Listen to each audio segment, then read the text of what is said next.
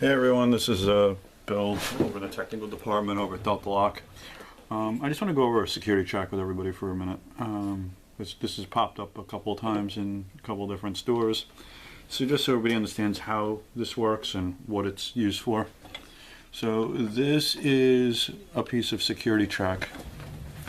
Now, if you look on the edge carefully, it looks like a couple little T's coming up. And what happens is on the slider, there's a couple little flanges at the bottom that hook into the T's. And then there's a cutout of an area, usually in the middle, that doesn't have the T connected to it. So it would be your pull-out point for how this works. Now, this is a demo setup, so it's going to have the same size cutout, but these are really close together, so it's a little harder to get these in and out, but it still does work. Okay, so this would slide, and it's on the T, so you can see how it connects.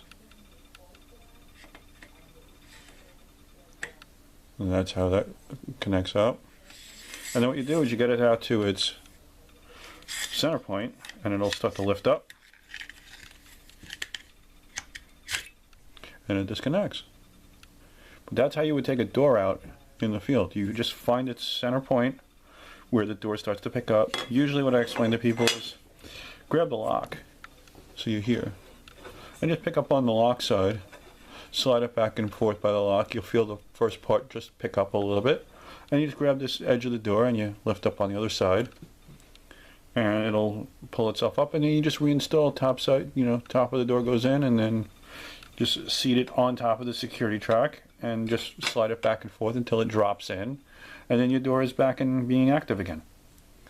So that's just a quick overview. This happens to be our mini plunger that we have cut through a piece of track. There's plenty of room to spare, and that's what that would look like. Thank you.